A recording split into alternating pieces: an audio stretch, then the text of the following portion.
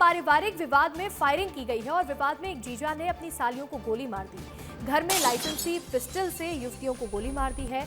हादसे में एक युवती की इलाज के दौरान मौत भी हो गई है। एक युवती गंभीर रूप से घायल है, जिसका इलाज फिलहाल जारी है।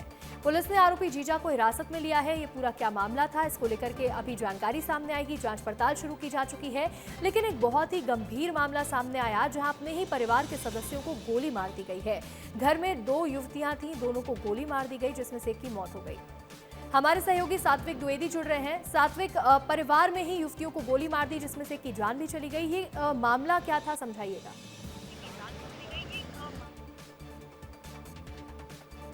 बिल्कुल अंशिका, देखिए राजधानी रायपुर में ये दिल दहला देने वाली घटना सामने आई है, जहां लोगों के मन में दहशत का माहौल है। ये जो घटना हुआ है, ये पंडरी थाना क्षेत्र रायपुर की है। आपको सबसे पहले मैं तस्वीरें दिखा देता हूं। अंशिका, ये वही जगह है जहां इस घटना को अंजाम दिया गया है, जहां एक जीजा ने 2 सालियों के ऊपर अंधाधुंध फायरिंग कर देता है, जिसके कारण एक साली की मौके पर ही मौत हो जाती है और दूसरी जो साली रहती है वह गंभीर रूप से घायल है, जिसका भी अस्पताल पर इलाज जारी हो रहा है। अंशिका, देखिए इस केस में नया मोड़ यह सामने आया है कि जो व्यक्ति था जितेंद्र वर्मा, जिसने इस घटना को अंजाम दिया है, वह अपने पत्नी की तलाश में रात में भटक रहा था। वह बाउंसर का काम किया करता था। उसके पास लाइसेंसी पिस्टल थी, जिसका इसने उपयोग किया है इस घटना को अंजाम देने में।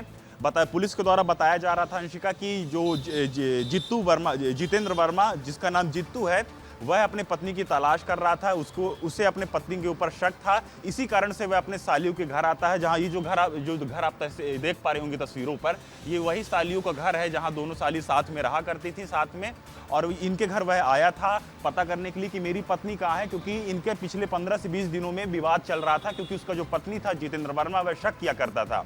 तो यहाँ वह अपने सालियों के घर आया था। उसे यह लग रहा था कि उसकी पत्नी शायद उससे गुस्सा हो करके अपने बच्चों को लेकर साली के घर में पहुंच गई है, लेकिन ऐसा नहीं हुआ। वह अपने सालियों के घर पे आया, उससे पता किया। वह पुलिस तो यह भी बता रही है कि जो जितेंद्र रहा है वह नशे में रहा है, और जब सालियाँ उसकी समझाएं कि हमारे यहाँ आपकी पत्नी नहीं है, तो वह अंधाधुंध फायरिंग करना चालू कर देता है। और यही जगह है, यही पूरा देखिए क्राइम स्पॉट यहाँ पास। बिल्कुल, हम तस्वीरें देख रहे हैं साथ में किस तरह से इस पूरे क्राइम की जो लोकेशन है उसको सील किया गया है। पुलिस मौके पर मौजूद है। इस मामले में और भी क्या खुलासे होते हैं, उस पर आप नजर बना करके रखिएगा, अपडेट लेते रहेंगे। फिलहाल आपका जुड़ने के लिए बहुत बहुत शुक्रिया।